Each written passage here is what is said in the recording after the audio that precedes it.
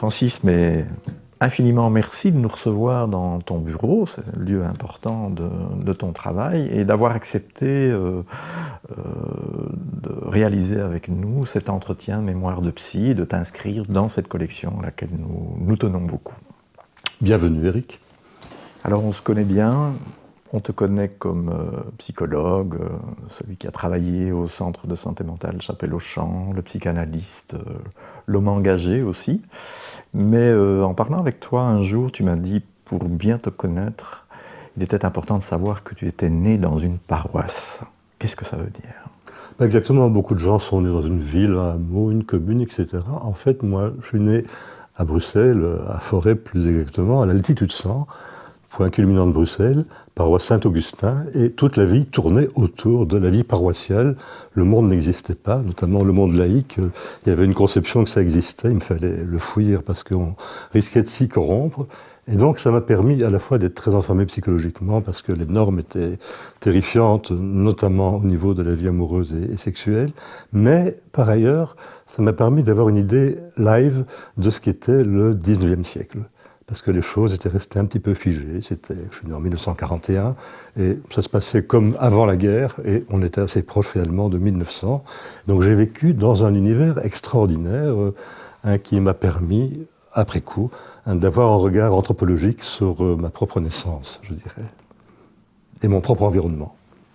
Et dans la construction du futur professionnel, celui que tu es aujourd'hui, ça a amené une manière d'être critique, libre penseur.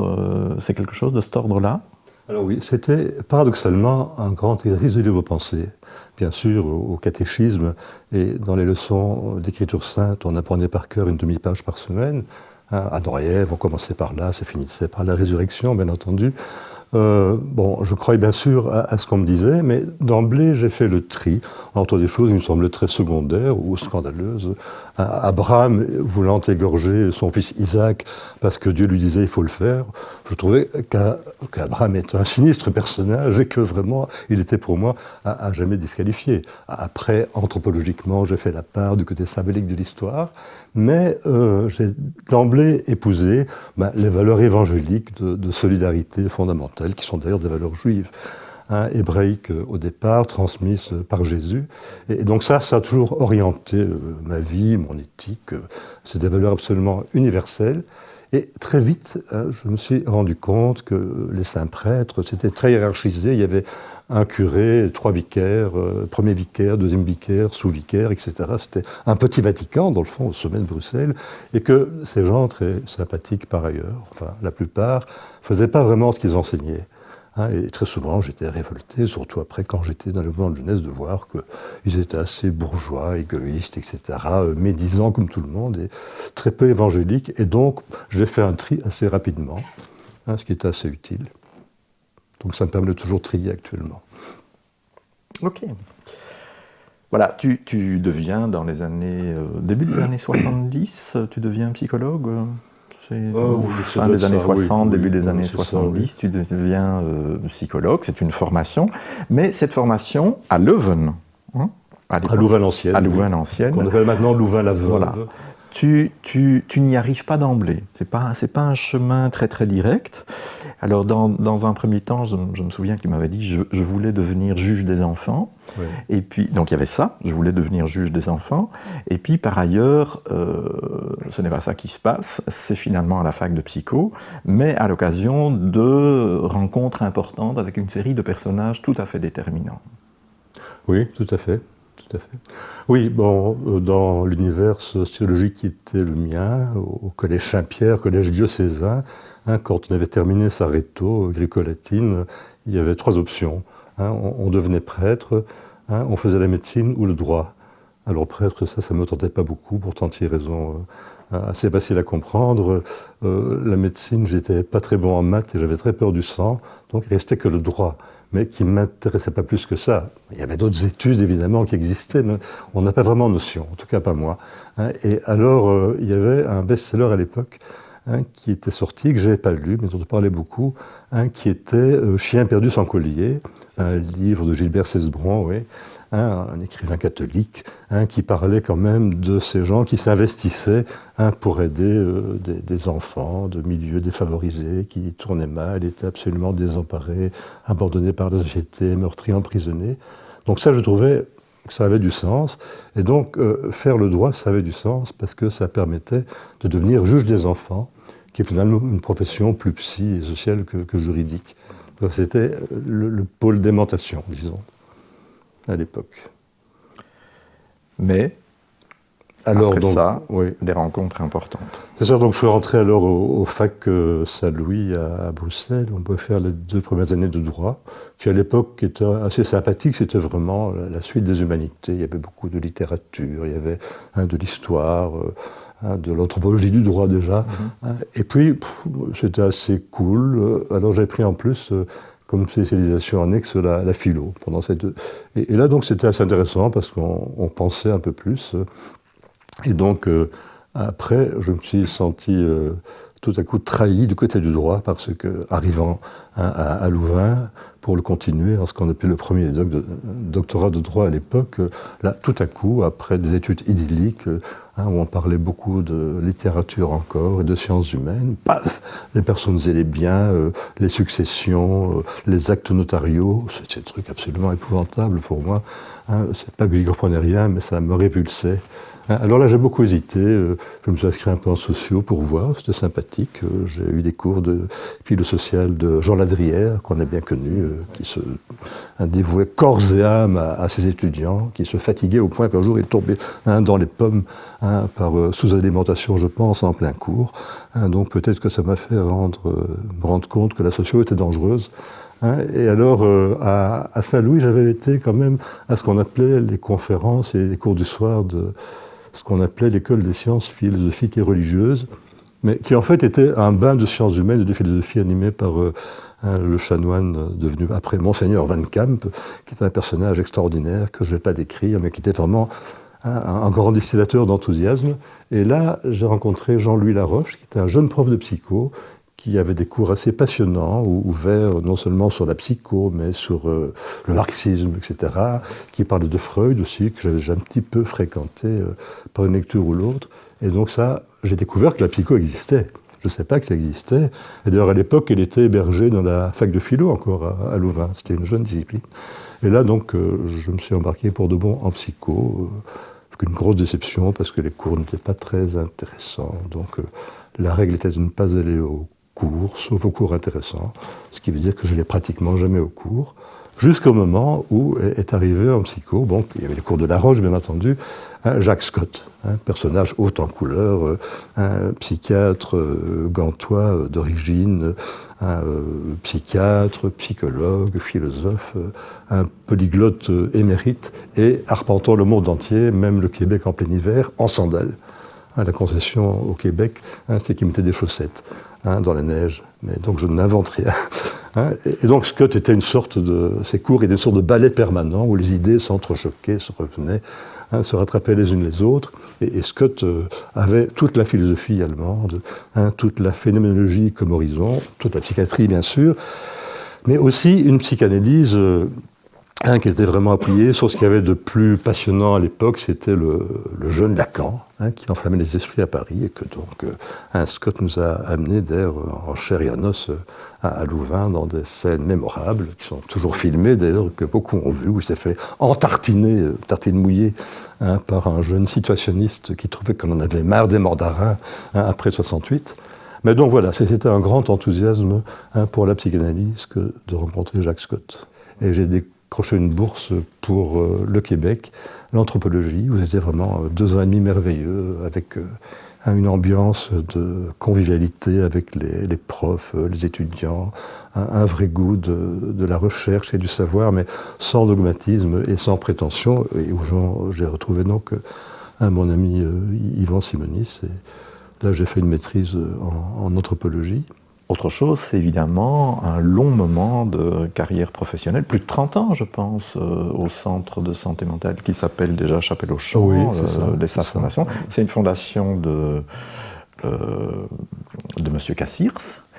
Et puis c'est aussi un compagnonnage avec Cassirs, et puis c'est la construction du service, son développement, sa structuration, etc. Je pense que tu t'y es impliqué. Bon, tu as été psychothérapeute et clinicien dans le service pendant de nombreuses années, mais l'histoire même de ce service et de cette institution qui est bien connue, tu y as participé énormément. C'est ça, oui. Oui, quand je suis rentré du Québec, avec regret finalement, parce que je me disais, tiens, j'ai fait la psycho et j'ai envie de devenir psychothérapeute, psychanalyste, c'était le plus beau métier du monde, etc. Mais l'anthropologie, quand même, ça me donnait quand même beaucoup d'envie aussi de continuer de ce côté-là. Mais enfin, pour des raisons sentimentales et personnelles, je ne pouvais pas rester trop longtemps au Québec. Sans quoi ça aurait été très, très douloureux. Et donc, je suis rentré, et là, je dis voilà, je prends congé de l'anthropologie. Et finalement, non. J'ai réussi à maintenir les deux, mais ça, j'imagine qu'on en parlera un petit peu.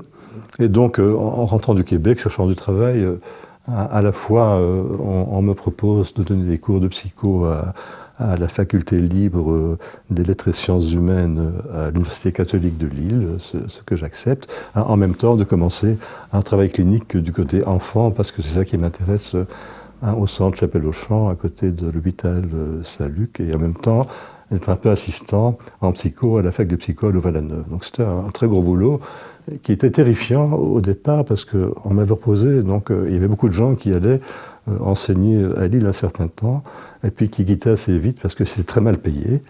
C'était la fac catholique qui n'avait aucune ressource à l'époque et alors j'accepte quelques cours, mais pas les milliers de cours qu'on me propose parce que je ne connaissais rien. Et alors là, finalement, j'accepte, je suis content et à la veille de l'année académique, le doyen, terrifié, me dit « Écoutez, votre collègue est tombé malade, il en a pour 6 mois, j'ai personne. » Et avec ma culpabilité judéo-chrétienne, je craque et j'accepte de donner un nombre de cours incroyable, à peu près tout sauf les statistiques. Et alors là, je passe une année à donner des cours avec une semaine d'avance sur les étudiants au niveau du savoir et de ce que je dois enseigner. Et donc une année de session d'examen ininterrompue, avec la circonstance aggravante qu'ils devaient aller passer leurs examens. C'était l'époque qui a changé, où les unifs catholiques en France devaient aller passer pour les étudiants les examens à l'État. Je me dis donc, c'est mon enseignement catastrophique, ça va être la honte pour eux et pour moi. Et donc là, j'apprends vraiment la psycho. Parce que je suis forcé, voilà, donc enfin. Et en parallèle, donc là, je commence à apprendre à travailler cliniquement. Avec des enfants, mais donc aussi avec des familles, des parents qui souvent vont plus mal que leurs enfants. Il y avait quelque chose de particulier qui avait amené plutôt au département enfants-famille que adulte, ou parce que tu y es resté jusqu'au bout. Oui, et bien quand donc à l'UNIF, pendant mes études de psycho, j'avais fait la connaissance de Pierre Fontaine, qui est un pédopsychiatre, qui est toujours vivant et toujours alerte, systémicien, et aussi extrêmement curieux de tout ce qui se passait, très, très inventif et assez ludique aussi. Et donc il m'a proposé quelques heures au centre Chapelle-Auchamp et aussi d'être son assistant à la fac de psycho, donc ce que j'ai fait en parallèle. Et donc à Chapelle-Auchamp, là, j'ai vraiment appris sur le terrain beaucoup, du côté du travail avec les enfants, avec quelqu'un qui est tout à fait extraordinaire, qui est Denise de Smet, qui était notre mère à tous dans la psychothérapie psychanalytique avec les enfants, qui est toujours là, bon pied, bon oeil, à 92 ans actuellement. Et aussi donc un travail, comme je le disais, avec les adultes, les familles. Et finalement, j'ai toujours travaillé en parallèle, en étant psychothérapeute, psychanalyste d'adultes et d'enfants.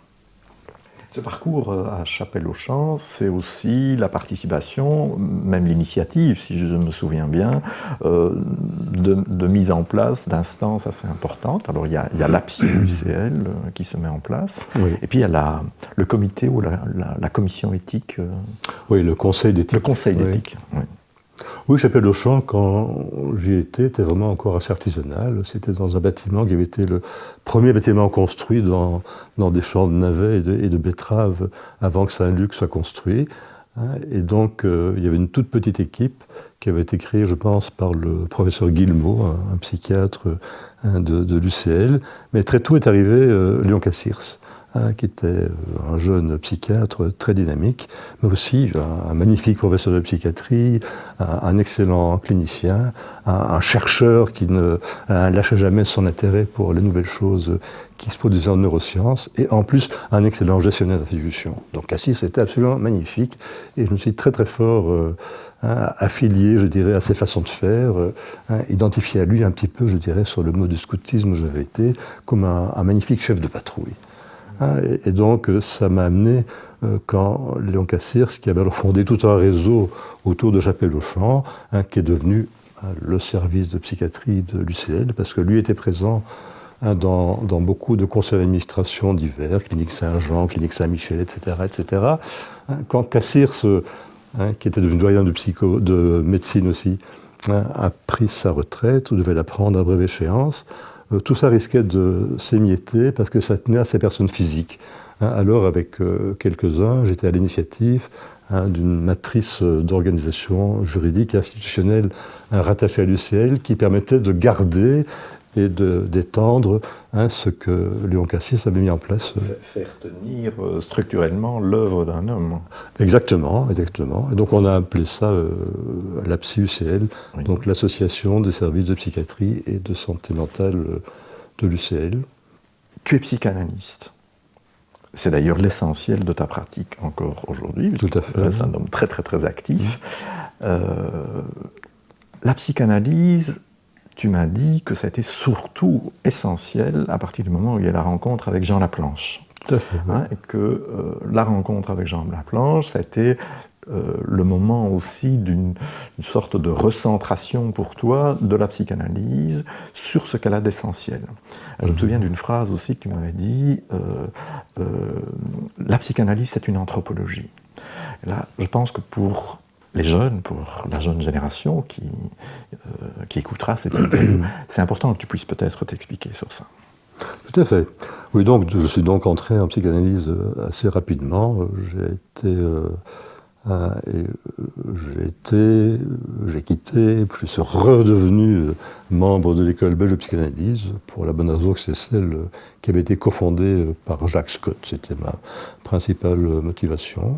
J'avais aussi un excellent professeur en psycho qui était Antoine Vergoot, qui était cofondateur, et donc je les ai rejoints là. Mais très très vite, alors ils étaient bien sûr dans une grande effervescence lacanienne, parce que Lacan c'était quand même la pointe avancée de la psychanalyse, en tout cas chez les francophones, et en tout cas hélas à Paris. Pourquoi je dis hélas? Parce que d'un côté, Lacan était un personnage un peu borderline, pour le moins, et plutôt de mauvais côté de border, je dirais, mais il était extrêmement créatif, il avait des intuitions fulgurantes, il avait beaucoup de mal à fonctionner cliniquement comme analyste. Ça, c'est une autre affaire.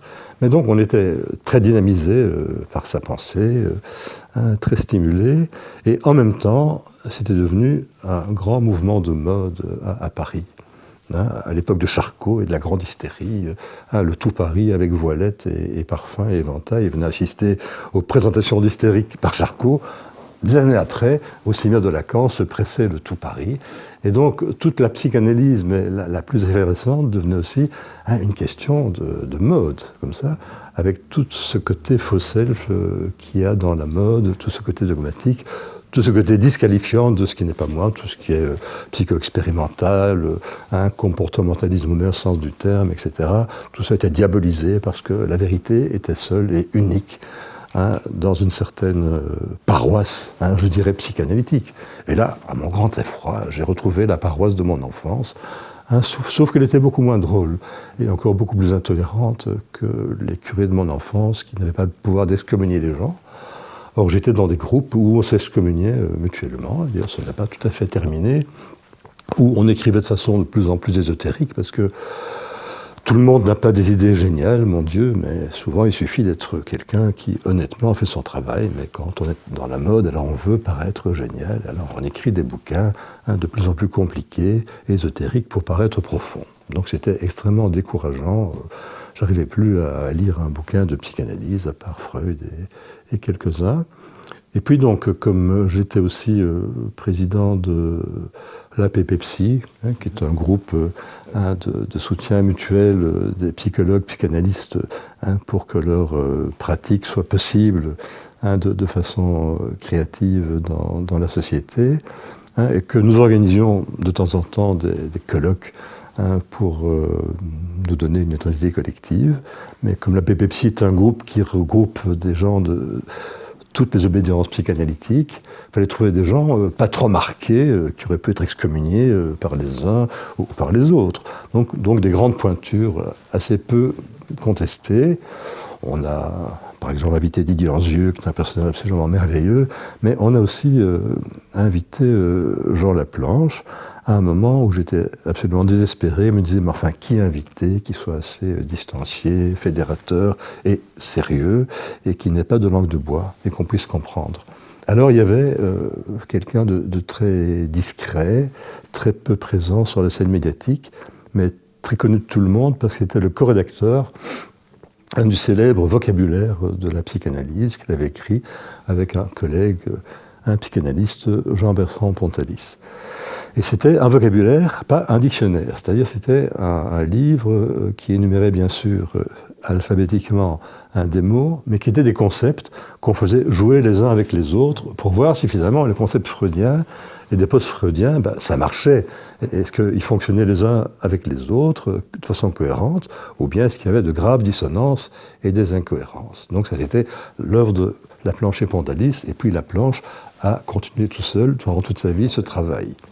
Alors donc, je me dis, voilà, je vais aller voir Laplanche, que j'avais jamais vu, très peu lu. Et donc, ça a fait tilt directement, je dirais, entre nous. On l'a invité à l'APPPSY, il a fait une conférence extrêmement... Qu'est-ce qui a fait l'accrochage? Qu'est-ce qui a fait la séduction intellectuelle, je dirais? D'une part, quand je lui disais, je comprenais ce qu'il écrivait. Ça, c'était déjà extraordinaire, parce que c'est jamais ésotérique, parfois c'est très dense, et donc il faut quand même un travail pour le comprendre. Mais enfin, Laplanche, tout qui a un peu de culture, même pas psychanalytique, peut comprendre ce qu'il dit. Si on a un diplôme d'école secondaire, on comprend ce que dit Laplanche, avec un peu de sérieux. Et en plus, il disait des choses très pointu par rapport à Freud, mais aussi il avait un rapport très critique à Freud. Quand Freud oubliait d'être freudien, Laplanche le ramenait comme un chien de berger qui mord les jarrets des brebis rétives dans le droit chemin de son propre troupeau freudien, et ça avec l'éclairage de tous les post-freudiens. Winnicott, Bion, Melanie Klein, mais surtout Lacan, dont Laplanche avait été le disciple, l'élève et l'analysant. Donc c'était quelqu'un d'extrêmement fécond. Je le lisais, je comprenais ce qu'il disait. J'avais après organisé un colloque avec Laplanche pour l'APPPSY, que j'avais appelé comme ça, un petit peu par déception douce amère, un psychanalyste, que reste-t-il de nos amours? C'est le titre d'une chanson célèbre de Charles Trenet, qui était un des idoles de ma jeunesse avec Brassens. Et je me suis rendu compte que Laplanche, que je ne connaissais pas, j'étais en train de marcher à ses côtés dans le soir brumeux de Bruxelles après le colloque, et nous chantions tous les deux psychanalyse, ou plutôt que reste-t-il de nos amours? Parce que Laplanche connaissait pratiquement par cœur tout Charles Trenet. D'ailleurs, Laplanche, c'est un homme austère, c'est un bon obsessionnel, le philosophe rigoureux, apparemment, il ne semble pas très comique, et en même temps, un type qui avait beaucoup d'humour, qui était extrêmement drôle. Et je me souviens d'une collègue, un peu avant la mort de Laplanche, à Beaune, qui nous racontait qu'elle avait demandé à Laplanche, dans le fond, Jean, qu'est-ce que vous aimeriez qu'on dise de vous après votre mort? Il avait répondu, qu'on dise que je suis quelqu'un qui chante et qui rit. Et donc il connaissait tout Charles Trenet par cœur. En même temps, il était d'une rigueur extraordinaire. Et pour lui aussi, la psychanalyse, c'est vraiment d'abord et avant tout une vision anthropologique, et donc universelle de l'être humain. Et ça m'a permis de bien raccrocher, dans le fond, toute ma vocation d'anthropologue à la psychanalyse, de faire à partir de là, une synthèse qui était très, très bénéfique pour moi, je dirais.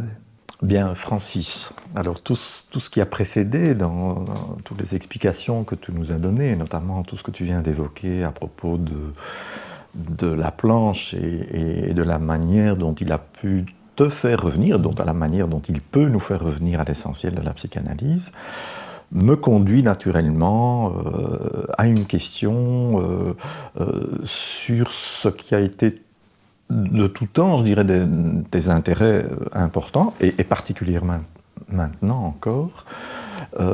C'est là où santé mentale, clinique et politique se rejoignent, je pense. Alors, tu sais que c'est aussi un des intérêts de la Ligue où je travaille et dans laquelle tu es intervenu très souvent.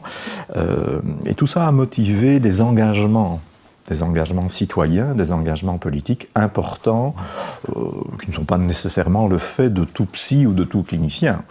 Malheureusement d'ailleurs, malheureusement, ça devrait peut-être être plus le cas. Donc je t'amène un peu sur ce terrain parce que dans des discussions que nous avons eues ensemble, tu m'as dit à quel point depuis 10, 15, 20 ans, il y a quand même quelque chose d'une idéologie dominante qui monte de plus en plus, et qui touche le domaine de la santé, là où l'humain n'est peut-être plus toujours traité comme humain, mais comme objet de technoscience et objet de management. Alors je sais que c'est un thème qui t'est cher et je proposais qu'on puisse un peu en parler.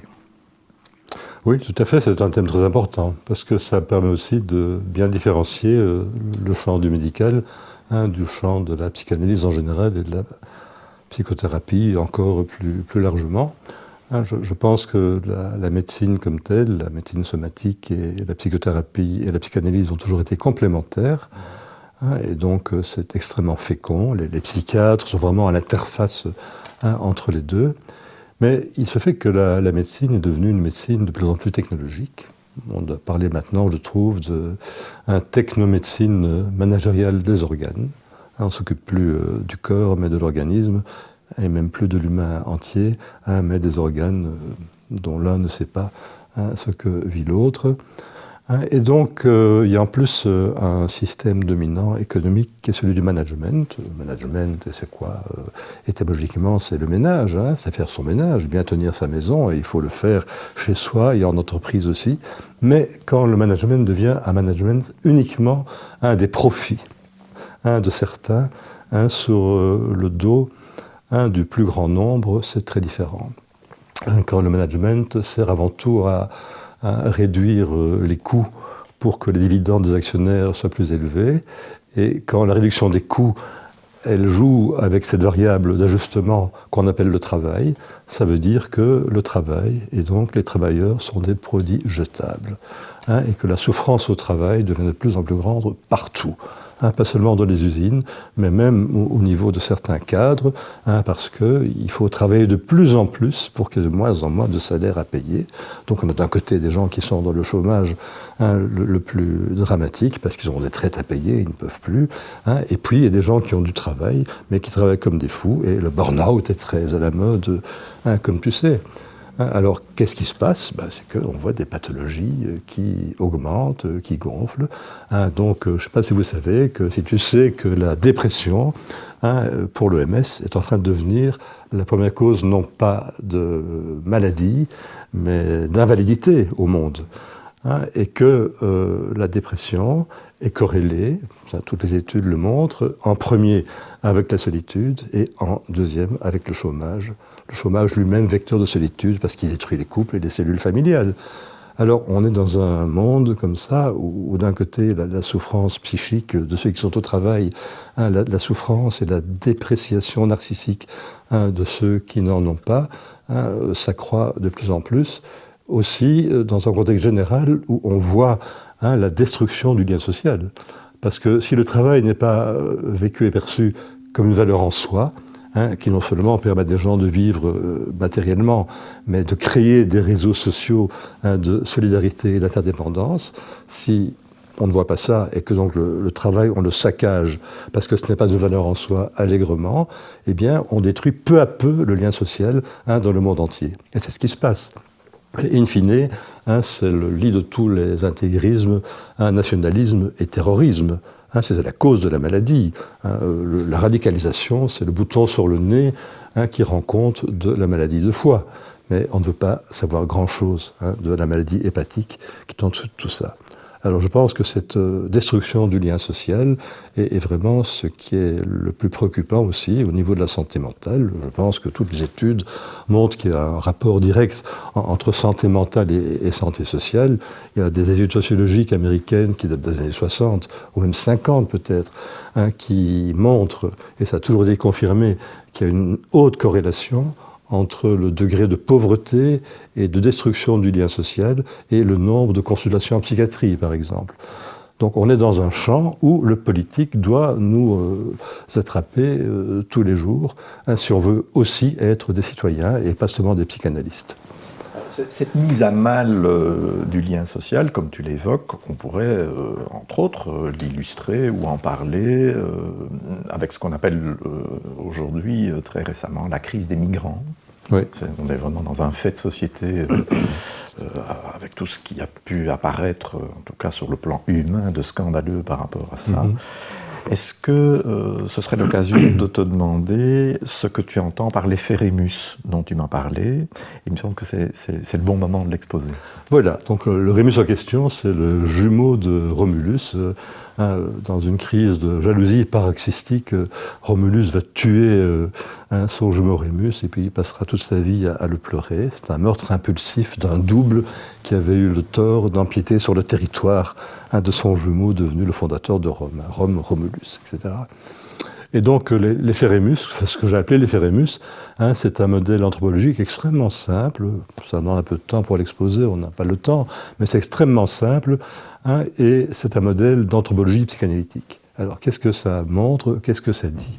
À partir notamment de la théorie de la séduction généralisée de Laplanche, du modèle freudo-laplanchien, on peut assez rapidement se convaincre de ce que les rapports premiers d'un humain à un autre humain, d'un enfant qui naît chez les humains, c'est unique dans toutes les espèces, infiniment prématuré, tellement prématuré que contrairement à n'importe quel autre mammifère, il faut le materner, le paterner, s'en occuper physiquement et psychiquement durant des années, seulement pour qu'il survive.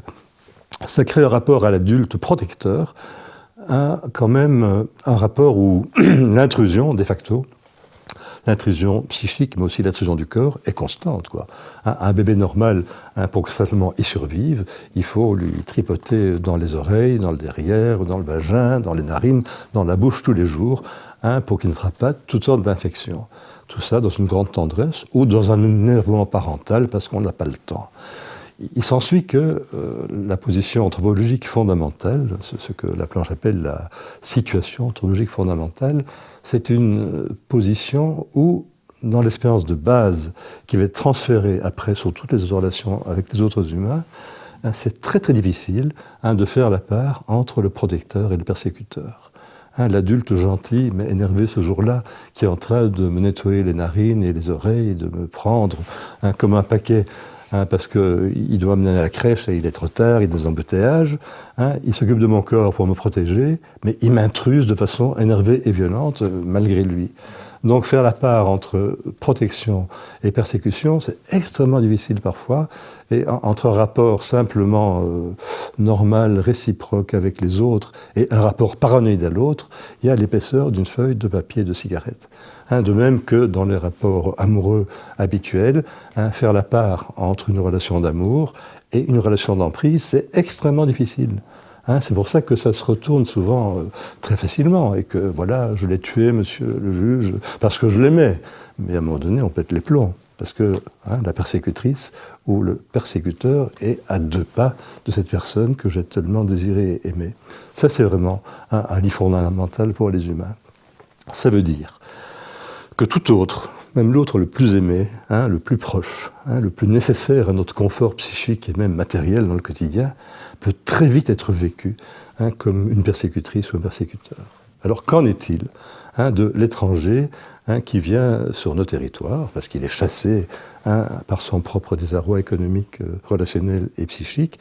Qu'en est-il quand nous sommes nous-mêmes en précarité économique et que lui qui vient d'une précarité pire vient comme nous le ressentons en tout cas, chasser son notaire et devenir un concurrent. Alors l'effet Rémus, qu'est-ce que ça montre? Ça montre que quand quelqu'un est très proche de nous, parce que très très semblable, tout semblable, désiré et aimé, devient très très vite un persécuteur et un rival, comme Rémus était vécu par Romulus comme son rival mortel.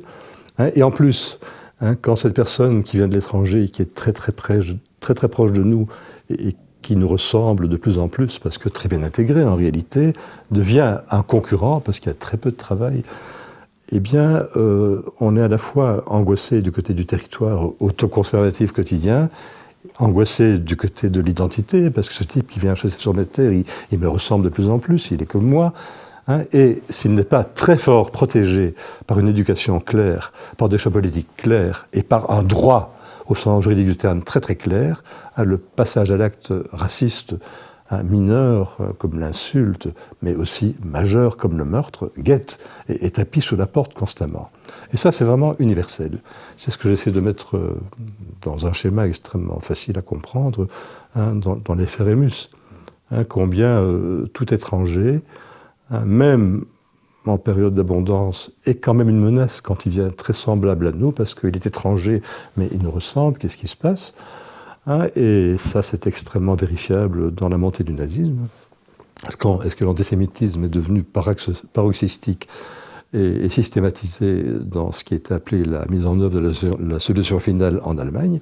C'est au cœur d'une crise économique majeure dans les années 30, et deux, c'est parce que les juifs allemands s'étaient de plus en plus assimilés et qu'on n'arrivait plus à distinguer un juif d'un autre. Donc c'est extrêmement angoissant, c'était quasiment devenu des jumeaux. Le médecin juif était le jumeau indiscernable d'un médecin allemand, mais avec la crise économique, il devenait un concurrent aussi. Donc ça, c'est vraiment le lit du racisme et de la xénophobie. Et je pense que le cri d'alarme qu'il faut lancer à propos de tout ce qu'il y a de mieux dans le savoir anthropologique et de tout ce qu'il y a de plus pointu dans le savoir psychanalytique comme modèle anthropologique, c'est que l'ordre des choses, en réalité, c'est la xénophobie. C'est toujours tapis sous la porte.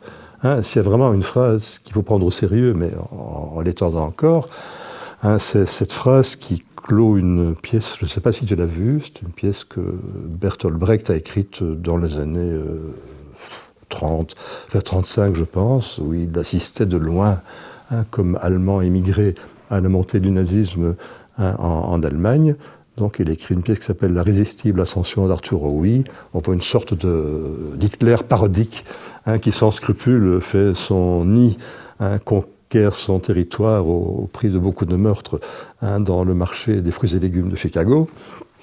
Donc c'est une métaphore d'Hitler, comme Charlie Chaplin a pu en faire une autre dans Le Dictateur. Mais cette pièce se termine par cette phrase célèbre que tout le monde connaît. Le ventre est encore fécond, d'où est sortie la bête immonde. Alors je pense que si on est pénétré par l'anthropologie psychanalytique, on doit dire pire que Brecht. On doit dire le ventre est encore fécond, dont, je le reformule autrement, le ventre est encore fécond, le ventre est à jamais fécond, dont est sorti et dont ne cesse de sortir la bête immonde.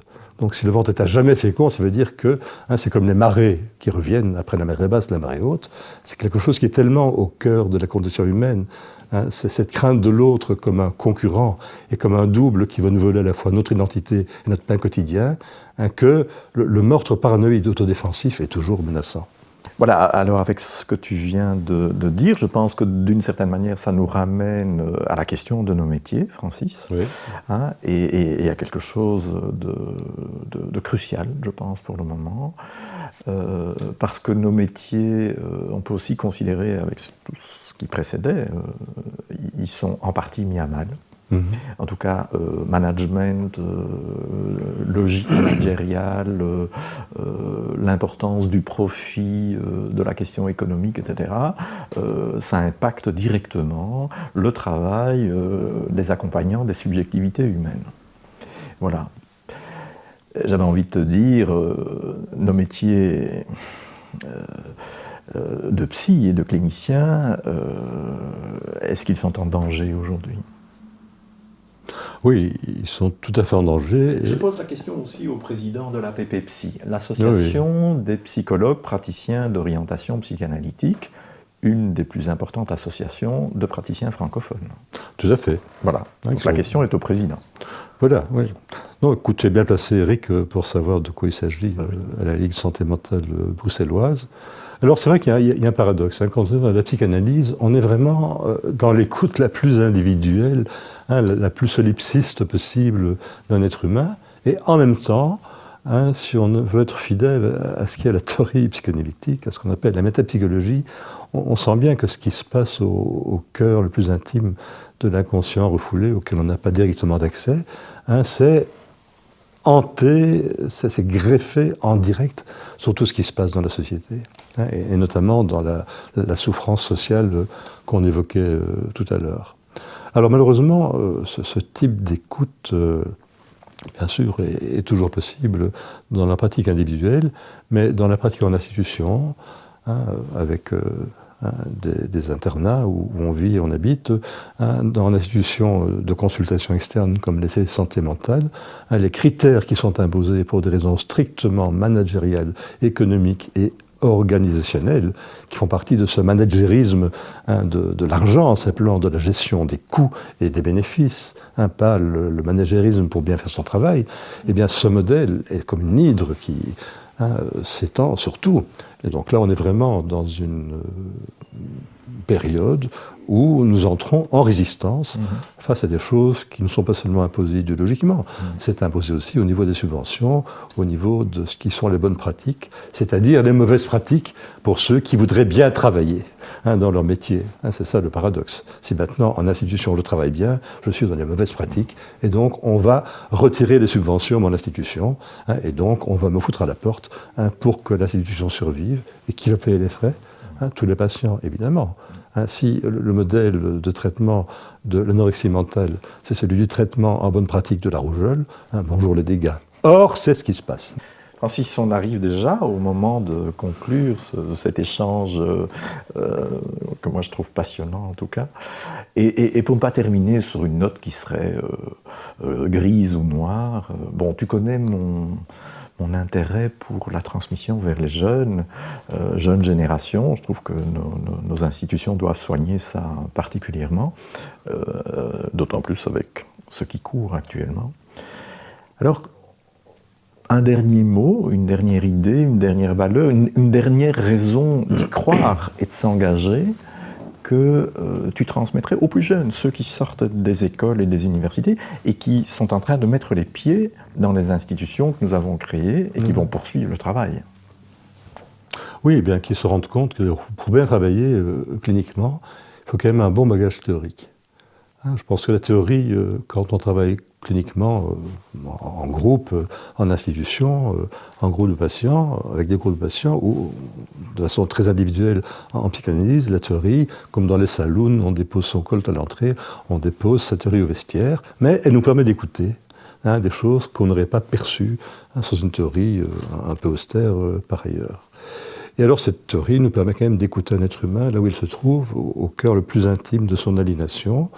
Et ce qu'il faut dire à ces grands praticiens de l'individuel, hein, que nous sommes, hein, c'est que écouter quelqu'un au plus profond de sa souffrance personnelle, individuelle, de son aliénation à lui toute seule ou à elle toute seule, eh bien, c'est toujours en prise sur ce que la société induit, hein, dans la souffrance individuelle, et qu'on devrait toujours quand même faire retour vers le monde social, hein, vers la politique et vers les politiques, hein, de ce que notre position d'écoutant, d'écouteur de la souffrance individuelle dit de la souffrance collective et de ses causes. Ça me paraît vraiment fondamental, et ça manque un peu, hein, dans notre corporation, ce retour vers le politique, très insistant. Hein, dire, vous savez, tout ce qui se passe avec le terrorisme, hein, c'est la conséquence, hein, de la destruction systématique, hein, par le néolibéralisme financier dérégulé, mondialisé, prédateur. Hein, c'est la conséquence de tout ça au niveau collectif. Mais ce qu'on entend, hein, des souffrances des gens qui sont en burn-out, qui sont en perte d'identité narcissique à cause de chômage, eh bien c'est la même cause qui est là. Ah oui. Et après tout, un chômeur qui se radicalise et qui pose des bombes, paradoxalement, ce serait une preuve de santé pour lui. Pas pour la société, malheureusement, parce que ce serait une façon étonnamment pathologique, bien sûr, et destructrice de sortir de la dépression. Il y a quelqu'un qui a très bien expliqué ça, c'est une personne magnifique, qui est Alice Cherki, c'est une psychanalyste parisienne d'origine algérienne, algéroise et juive, qui a aussi été une compagne de lutte et de travail de Frantz Fanon, le grand héros quand même du tiers mondialisme. Et Alice a très bien montré que les adolescents qui maintenant se radicalisent, il y a quelques années, ils brûlaient des bagnoles dans les faubourgs parisiens à la Noël, au Nouvel An. Ils fêtaient comme ça dans la rage. Elle a très bien montré, parce qu'elle s'occupe d'ados comme ça, que pour eux, c'était très structurant de brûler des bagnoles, parce que c'était un passage de l'humiliation, de la honte et de la dépression à la haine, qui était une étape pour sortir de la haine de soi et donc arriver à aimer l'autre, peut-être au bout du chemin. Mais c'est un chemin très coûteux. Alors, ce serait mieux de ne pas détruire systématiquement le lien social, comme le fait le néolibéralisme actuellement, et ce gouvernement qui l'appuie. Eh bien, merci pour cette conclusion, et nous en restons là pour aujourd'hui. Merci beaucoup, Éric.